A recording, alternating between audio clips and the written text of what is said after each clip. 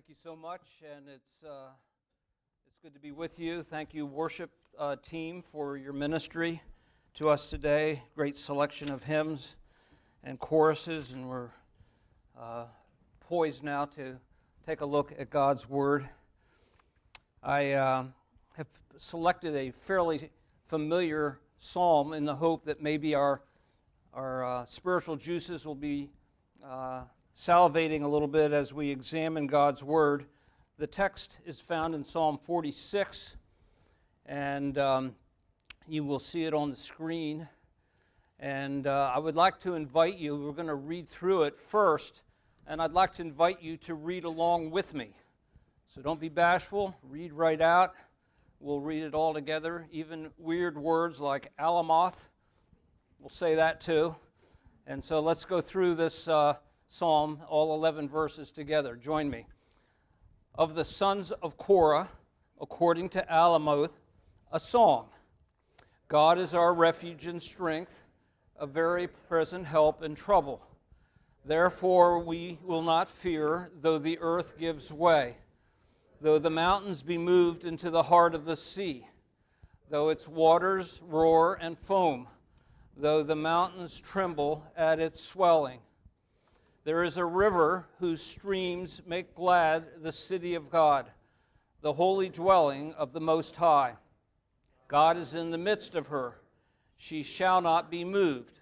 God will help her when morning dawns. The nations rage, the kingdoms totter. He utters his voice, the earth melts. The Lord of hosts is with us. The God of Jacob is our fortress, Selah. Come, behold the works of the Lord, how he has brought desolations on the earth. He makes war cease to the end of the earth. He breaks the bow and shatters the spear. He burns the chariots with fire. Be still and know that I am God. I will be exalted among the nations. I will be exalted in the earth. The Lord of hosts is with us. The God of Jacob is our fortress, Selah. Most of us have probably quoted verse 10 at one time or another and know it well, perhaps memorized it. It is indeed a favorite. But I want to back up for a moment to the very beginning of this psalm and work our way through it. We begin with a heading of the psalm. Now, I know we're very prone to dismiss these and skip right over them. The fascinating thing is that these are part of the Hebrew text. They're actually in the Hebrew Bible. And so that would be verse 1 of the sons of Korah. It sounds rather arcane and uninteresting, perhaps. Maybe you have no idea who the sons of Korah and maybe don't care. But perhaps you will when we realize that they were the security guards at the tabernacle and the temple. And they were stationed to make sure that God's dwelling place was safe and secure. And you can see the references there in 1st and 2nd Chronicles that refer to them. They actually were positioned at thresholds. That's why Psalm 84, which is one of the psalms of the sons of Korah, says, I would rather be stationed at the threshold of the house of the Lord than dwell in the tents of wickedness. And so that's a son of the sons of Korah. That's their passion and their desire. And they actually wrote about a dozen psalms. I've listed there, the 12 that they've written, so that we understand that they are integral to the functioning of the tabernacle and the temple and the house of God. And consequently, psalms that have their name on it are particularly focused on God's dwelling place, God's house. So that would prepare us perhaps for what is going to follow. And so we go to verse 1, God is our refuge and strength, a very present help in trouble. You may have memorized that as well. Perhaps there's someone here who's actually memorized the entire psalm. Not a bad practice at all. Why did the psalmist say this, and why did he start out this way? Where is he going to go with this? And that's a question we should be asking when we read a text like this. Where is he going? What's he got up his sleeve? It's been said that Martin Luther took this verse as the basis for his hymn, A Mighty Fortress is Our God. You know those words, a mighty fortress is our God, a bulwark never failing, our helper, he amid the flood of mortal ills prevailing. And so, inspired by Psalm 46:1, he wrote those words. God is our refuge and strength, a very present help in trouble. If you actually have your own Bible open, perchance, and it's not important that you do, you might see a note at the bottom or a footnote that says something like a found help, a help that is found, or some note like that. That's actually what the idea is there, that there's this God who is found or proven to be true, that he is very present. I don't know how, for a while I thought about what does it mean to be very present? Aren't you present or not present? But I realized there is a way to be very present. You could say someone was there, but they really weren't there. Their mind was somewhere else, perhaps, But the idea here is abundance, that in abundance he is present.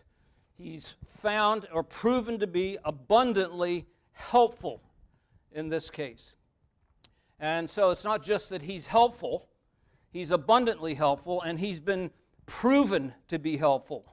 The idea of found, to be proven to be helpful. And so he proves that he can be helpful, and he does this in abundance. Very, the word very means to abound, to be excessive. And so we have then this introductory thought in verse 1, that he is a help. A help is one who does that for us which we cannot do for ourselves. And that's the implication here that will work its way through the psalm, that somehow God is going to do something for us that we cannot do for ourselves when we find ourselves in distress, because he has proven himself to be an abundant help to those who are in distress. Great thesis. This is the thesis of the psalm. This is where everything else will derive its momentum from in the rest of the psalm. It comes off of this first verse. We might summarize something like this. When we find ourselves in a place of distress, God is our strong refuge, who proves to be abundantly helpful, since he does for us what we cannot do for ourselves. This is God. Of course, that's a great verse. If we had nothing more than verse 1, that would be wonderful. But the psalmist isn't content. He wants to develop that idea. And so, being curious people, we want to know, sons of Korah, how are you going to develop this idea for us? What do you have to add to this thought? So he'll proceed to convince us of this, and that brings us then to verse 2. In verse 1, we have what I would call the cause, and in verse 2, the implication, which is an inference, is going to be drawn from verse 1. Verse 1 may sound great. What do we do with it? The word therefore, obviously, is huge because it causes us to think of the implications of verse 1. Scriptures are very practical, aren't they? And tell us and guide us as to what to do with truth. Verse 1, a great truth. Verse 2, an inference drawn. And you notice that the possibility of fear is raised in verse 2, of which we're all familiar, aren't we?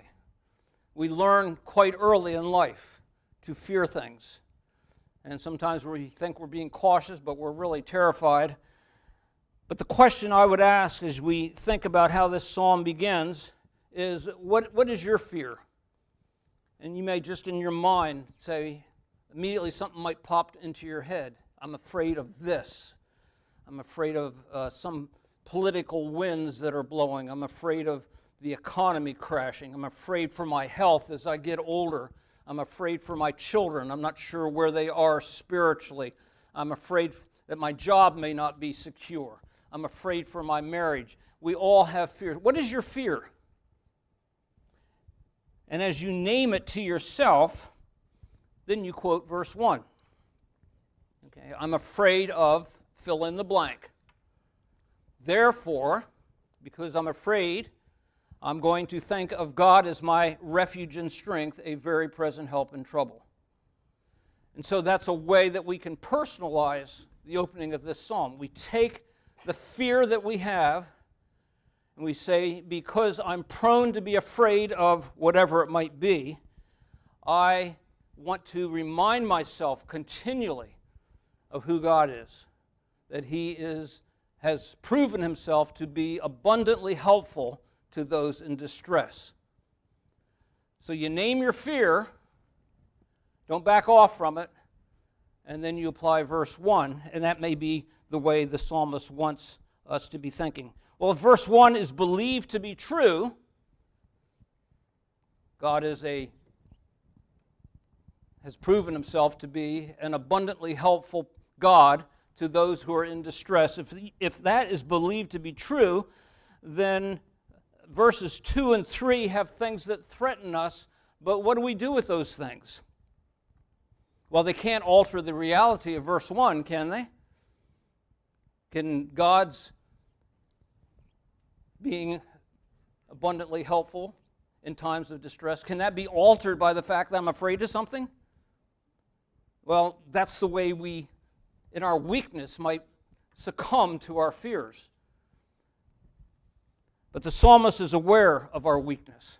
He knows how weak we are because he's weak also. And he also knows that there's a reality that we easily forget. We easily forget verse 1 when the fears of verse 2 come our way. And so he wants us to keep this process in mind. We name our fear, we go back to verse 1, say, yes, verse 1 is true. And that cannot change my fears. In other words, I cannot allow my fears to dominate me because I believe in the truth of verse 1. Now, this is just the beginning of the psalm. This is the first stanza of the psalm, verses 2, 3, and 4. There's actually 3 stanzas to it. And you can kind of see them organized on the screen in a way that might be helpful to us, that we can read this text. This is the first of 3 stanzas. And you can see I've highlighted the word Selah at the end of this stanza. I've done that for a very intentional reason, but we'll come to that as the psalm progresses. Just kind of tuck that away in your thinking, that the word Selah there, which we tend to skip over, so much so that when we were actually reading it, I skipped over it accidentally. So we're all vulnerable to that temptation, but we dare not do that, and we'll come back to that in a moment because it plays a big role in this psalm. So at any rate, you can see that there are 3 possible conditions that might prevail here in verse 2 and 3. The earth might give way, might change, it might be altered in some way. The mountains, the hills might totter or quake, and the hills themselves might quake or shake. Okay, so there's 3 things that he throws out here, but remember, this is poetry. All right, so he's not telling a story in a sequence of events. He's painting a picture. And the picture is being painted of the earth and the hills and actions that might happen in relationship to them. And of course, you see that there's water in relationship to the hills. That is, we have mountains tottering into the sea, mountains collapsing into the sea. The waters of the sea are roaring and foaming. And then the mountains quake because the sea is swelling. And that word swelling is often used of pride or haughtiness. Okay, but this is poetry. Remember, we're reading poetry here, and the question is this literal? Could this actually happen? That some ancient Israelites might wake up one morning, walk out, and see mountains crashing into the sea. Is that the way this is to be read? Or is it an illusion? Could it seem to happen, but not really happen? Or perhaps it's figurative. Not really happening, but something's happening. In other words, this crashing of mountains, the roaring and foaming of the sea, this turbulence may be illustrative of something. It may be painting a picture for us. I want you especially to notice that word totter. It's going to show up 2 more times in this psalm. And the psalmist is being very playful with his words. He's creating word pictures for us. He's developing ideas. He's linking things together. So it will come up 2 more times in this psalm that we will see in just a moment. So we see that there's much more here, perhaps, than meets the eye. He may not be telling his readers, watch out. If you live near a mountain, you better be careful. You never know when they're just going to collapse and fall into the Mediterranean Sea. Of course, there's really not a whole lot of mountains anywhere in Israel, but that's a clue right there. What kind of mountains or hills could he be talking about?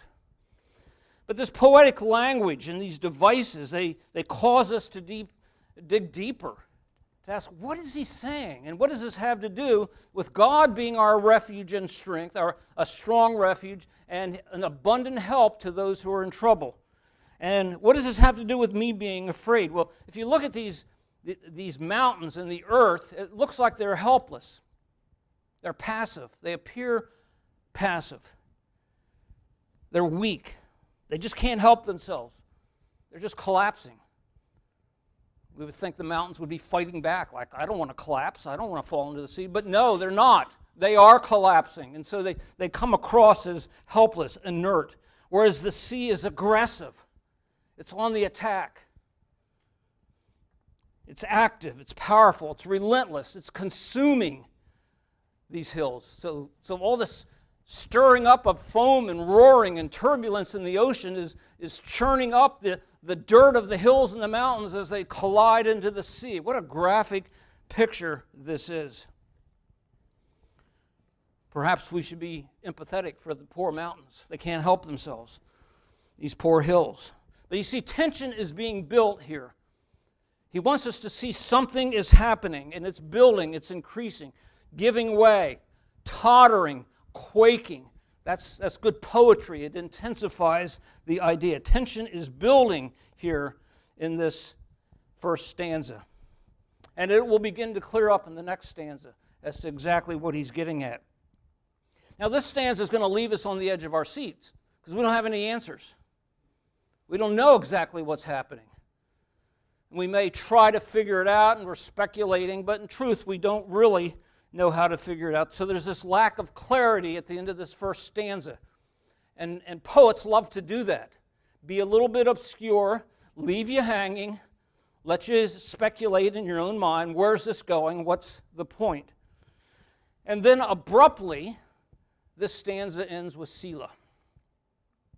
I say abruptly because stanzas 2 and 3 will also end with Selah, but not abruptly. So why does it simply end abruptly? And I think the idea here is that he doesn't want to tip his hand like he will in the second and third stanza. He wants us to be guessing. When I was in elementary school, the teacher would always say, put on your thinking caps. I hardly knew what she was talking about, but I thought it was a great idea if you could figure out what it meant. But put on your thinking caps. Where is he going to go with this? What is the purpose of this first stanza? And it's leaving us hanging. If you feel like you're hanging, you're in the right place. Now let me just say a word about these Selahs before we go on to second and third stanzas. You see in this first stanza, there's no refrain prior to the word Selah. But if you look at verses 2 and 3, there is a refrain before the Selahs. And it's the same thing in both cases. It's repeated. The Lord of hosts is with us. The God of Jacob is our fortress. So it occurs twice before the second and third Selah, but not before the first one. Why not before the first one? I've already said. I think it's because he wants us to wonder. He wants us to be hanging on the edge of our seats, speculating what is going on here in this psalm.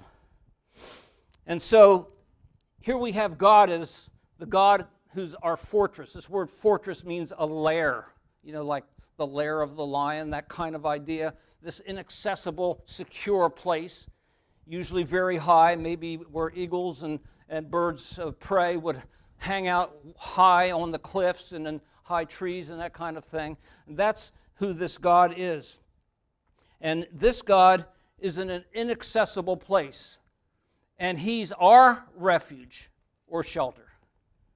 And so this sheltering that we do with God is because of who He is, and not just because He happens to be in a high place, but because He keeps us safe in His high place, in His lair, so to speak. All right, so here we have these three selahs. Kind of understand that there's something going on with that first one where there's no refrain, and then there's something else going on with the second and third one because there is a refrain. Let's go to stanza 2. Now, an amazing thing happens here. We may often miss it. Anybody here familiar with Leonard Bernstein? Great composer, director. Chichester Psalms. Anybody ever hear of the Chichester Psalms? You should Google it when you get home. Bernstein, who was Jewish, wrote produced a number of works, and in particular the Chichester Psalms. Because he's Jewish in Hebrew, the words are in Hebrew, so they're of no value to most of us. But it's the music that is so astonishing. Because what he does in the Chichester Psalms is he takes two psalms and goes back and forth between the two, and two very dramatically different psalms. Psalm 2, why do the nations rage? Why do the people of the earth imagine vain things? They have postured themselves against the Lord. That's Psalm 2. And so it's very, very violent and very forceful. And so the music is blaring. The trombones are blasting. It's just almost horrendous music. But when he goes to Psalm 23, it's the violins. Everything's calm and peaceful. And it's so dramatic, even if you don't know the words, you can get a sense of what's going on. That's what Bernstein did with Psalm 2 and 23. Very similar thing happened here. Obviously, we know that the Psalms were sung, so there was music to go with them. When you leave verse 3, what is happening? The seas are roaring and foaming. Selah. Pause. Take an interlude. Contemplate that. Now jump into verse 4. There is a stream. There's a river that has streams flowing through it that bring delight to the city of God, the holy dwelling of the Most High. You sense the change? How the mood has changed from roaring and violence and mountains toppling to a peaceful kind of setting. That's the effect the psalmist wants us to get. Verse 3, the roiling, haughty sea. Verse 4, stream whose rivulets gladden the city of God. And this is especially important because the ancient Near Eastern peoples believed that the pagan gods, particularly Baal, lived in the terrain of the earth and in the mountains, and they controlled the weather even, and they controlled the sea. And so quite often what the psalmist will do is he'll talk about the seas and the terrain and the hills and the mountains to show that those things are really under the control of God Himself. And so here we have a river and streams that are bringing joy to God's city, which is Zion, the city of Jerusalem. And this is probably suggesting that something has been happening in the first stanza to the city of God that's now starting to come out. He's starting to kind of play his hand out, starting to let us know that this somehow involves the city of God. You'll notice in verse 5, she shall not be moved. That's the same word as totter that we had earlier, back in verse 2. And in verse 6, the kingdoms totter. Again, the same word. So we've moved from the mountains tottering in the first stanza to God's city not tottering in the second stanza. And the kingdoms of the earth are going to totter. So you've got this tottering going on and not tottering. And what he's saying is that something is going on that's an assault on the city of God. in the first stanza, but we don't know till he begins to let it out in the second stanza. You'll notice that in verse 6, the nations rage. Same word for the waters, roaring, back in verse 3. In other words, you've got these actions going on that involve nature itself in chaos and out of control. And now we've got those same actions being repeated to show that God is in control and that God is sovereign over the nations. So really, in verse 6, we have the first full-blown indication of what's going on. The nations, perhaps, have assaulted the city of God. Perhaps Jerusalem has been surrounded. Maybe it's under siege. But yet God is in his lair, and his people are with him. And he is inaccessibly high. So, if that's the case, then what do we say about stanza 2? Well, when pandemonium erupts and God's city is assaulted, his residence remains impenetrable. In the light of day, the scene, perhaps after the siege is over, people emerge from the city, they look around. Man, there's a lot of noise, a lot of chaos. Thought everything was in total pandemonium. The city of God shows that the nations had no effect upon God or his people. So the illusion of the first stanza is often where we live, isn't it? We have this illusion that things are falling apart and out of control. But in stanza 2, the psalmist pulls the curtain back a bit and says, no, take a look. Look around you and see what's going on. And then he says, pause and reflect on that. And now we reflect on it because we know that the Lord of hosts is with us and he is our impenetrable refuge. But there's more. We still have one more stanza, and he's going to bring it home with stanza number 3. Stanza 3 begins with come. We don't know who's talking. Could be the psalmist, could be the Lord. But the idea is, let's go take a look at things. Come and look. Now, you may be thinking, perhaps, or you might want to think of maybe a great war movie that you've seen, where it's just terrible violence and bombs and hand grenades and rifles and people are being killed and all this kind of thing. It's terrible. And people are hiding in bunkers and in foxholes and in trenches and trying to stay safe from what's going on around them. But I remember a number of war movies I saw where when it's all over, the next morning, it's quiet.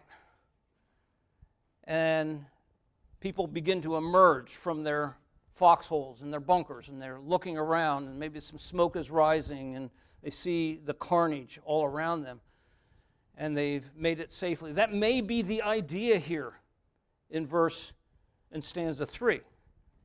Come on, let's walk around. You might even think, whoever's walking with this person has their clipboard out and they're taking notes about the condition of things. We're to survey what has actually happened. Look what God has done. Check it out. And so it's an invitation then, as we have this illusion of things falling apart, but this reminder that God is sufficient and in control, that we can take a look around and say, yes, God has sustained us. All is quiet. We come, and what does he do? We see 3 things. Verse 9, he makes wars cease. Verse 9, he breaks the bow and shatters the spear. Again in verse 9, he burns the chariots with fire. There's an increasing intensity there because the psalmist wants us to understand this is total victory. This is decisive. This is definitive victory. That God has caused war to end, but he's also broken all the weapons in pieces. And in fact, he's devoured everything with fire. It's over. A decisive victory. And then this wonderful verse in verse 10. God is speaking. What do we make of verse 10? Well, first of all, the translation, be still, is kind of unfortunate. It actually means to relax, and maybe your Bible even has a footnote to that effect. It's like chill out, if God were to say that. Leave things alone. Who's he talking to? I think he's talking to the nations here. These are the ones that have been on the attack. The people of God have not been in a position of doing much of anything except kind of watching and hiding out and staying secure in God's lair. So God comes and he says, in the aftermath of all of this, as the scene has been surveyed, he says, relax, drop it, stop it, you nations, chill out. It's an interesting way to think about God, isn't it? You may like the old way of thinking it just means to be quiet and that it's a message for us. I think it's a message for the nations, but there is application for us as well. We too need to do that. If we're susceptible to the fear of verse 2, we need to do that as well, that we look at the scene, we look around and how God has delivered us, and we say, wow, I need to stop. I need to chill. I need to stop being so anxious. But this is really a message of God's work, that God is doing something, and he does it with his people secure and safe in his hands, in his refuge, as he resists and fights against the nations as they attack. And so we have this refrain in verse 11. In the midst of instability, God is the Lord of the armies. That's what Lord of hosts means. He has his armies. And in our need, when we cannot help ourselves, he is our lair. Comforting words to everyone. A warning, perhaps, to the nations. Stop it. You're wasting your time. In Psalm 2, when the nations rage, what does God do? He laughs. The Lord chuckles as he watches the feeble efforts of the nations to attack his kingdom. Here, God says, stop. Just stop. And so, we might say that stanza 3 would be summarized like this. In the morning, notice when the dawn breaks, things have settled down. We emerge from our foxholes. In the morning, with the siege ended and hostilities terminated, the scene is surveyed. I think it's important that we do that. We stop and we survey. What is your history? Where has God intervened in your life? Where has he dealt with the nations and with the adversaries? The scene is surveyed. Then God speaks. Nations, stop your activities. Your efforts will not prevent me from getting the worship that I deserve. Abandon your plans. Quit your foolishness. And all those things that may terrify us. International conflict. We've got China and Russia and Iran, and we're wondering who's going to make the move and what's going to happen. God is saying to all of them, stop, that's foolishness. Abandon those plans. And so it begins with comforting words. God is our refuge and strength. And it ends with a warning and a counsel to the nations. Just relax. You can't possibly disturb my purposes and my plans. And it's a word to us also, who might be prone to forget verse 1. God is our refuge and strength. And we might undertake helping God. Have you ever found yourself doing that? Helping God out a little bit? I need to do this because of this problem. I'll help God fix it. To those of us that are prone to do that, God might also be saying with a big smile on his face, just stop that. Stop it right now. That's foolishness. We do it out of well-intentioned motives, but it's easy to forget, isn't it? What we try to do can often seem good, but it may be motivated by fear. The very things we do to help God may be our own fear, either of the adversary or our fear that maybe God is possibly not our strong refuge. What if he isn't? Well, I better do something. And Psalm 46 is addressing all of that for us. enables us to step back and look at the big picture of what's going on in the world. To envision God, the Lord of the armies, looking down upon the nations and warning them to stop. And they will. And encouraging us to trust Him, that He is our refuge and our strength. We thank You for this, our God. We thank You for this psalm.